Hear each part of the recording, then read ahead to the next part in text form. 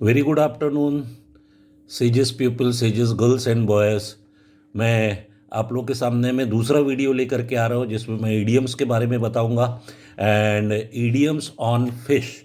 इसके पहले वीडियो में मैंने बताया था idioms on apple. So we will थोड़ा ज़्यादा है इसमें, थोड़ा बड़ा वीडियो होगा, लेकिन it will be very helpful to you and equally very fruitful for you also.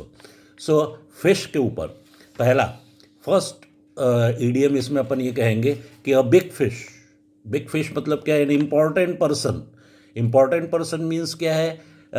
Your Simran ma'am is a big fish for you when you want to learn physics. Roshni ma'am is a big fish for you for solving the mathematics problem. So big fish का मतलब ये होता है कि important person for you, आपके लिए कौन important person है, आप जहाँ जाते आते हैं उसके लिए। नेक्स्ट दूसरा है इसमें to fish in troubled water. To fish in troubled water इसके मतलब ये होता है कि आप लाइफ के साथ रिस्क लेना। To fish in troubled water, आप इसका मतलब क्या होता है कि अपने लाइफ के साथ रिस्क लेना। Not studying seriously in the school or say in your home, that means you want to fish in a troubled water. इससे क्या हो जाएगा? आपके पढ़ाई में नुकसान होगा, कैरियर खराब होगा। माने आप क्या कर रहे हैं? You are fishing in the troubled water. मतलब इसका मतलब ये होता है कि ज़िंदगी के साथ, लाइफ के साथ रिस्क लेना। Next idiom is fish out of the water. Fish out of the water इसके मतलब ये होता है कि अपने कंफर्ट जोन से बाहर आना। कंफर्ट जोन का मतलब क्या होता है? जहाँ पे सब कुछ everything is in your favour, और उससे अगर आप बाहर आ रहे हो, है ना, going out from the comfort zone, आपको जहाँ पे अच्छा लगता है उससे बाहर जा रहे हैं, तो it is very much necessary to fish out from the water.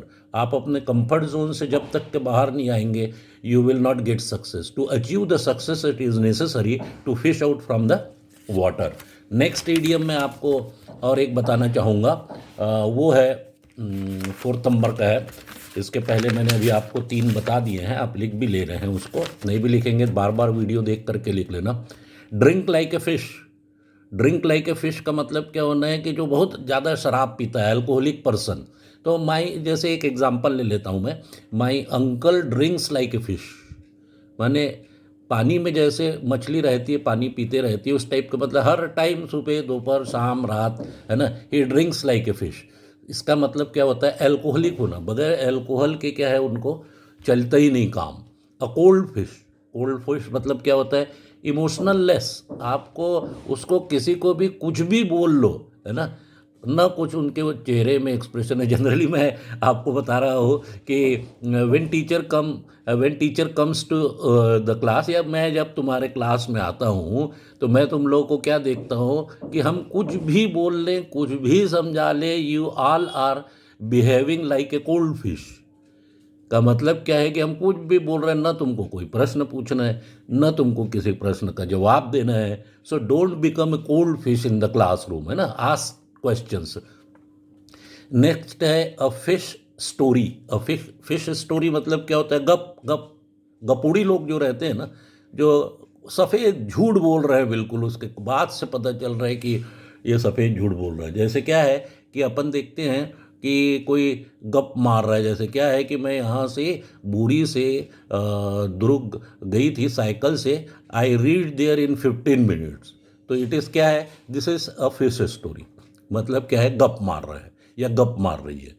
Next is fish for the compliment. For the compliment मतलब क्या होता है? अपने को अच्छा बोलने के लिए लोगों को उकसाना।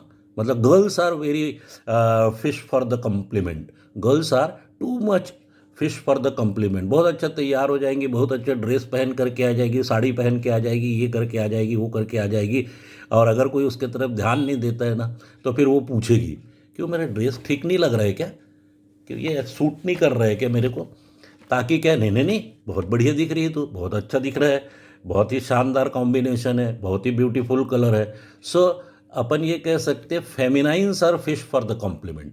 फेमिनाइंस लोगों को क्या है? कॉम्प्लीमेंट उनको मिले, उसके लिए वो क्या है, करते रहते हैं कुछ कुछ। Next one is shooting fish in a barrel.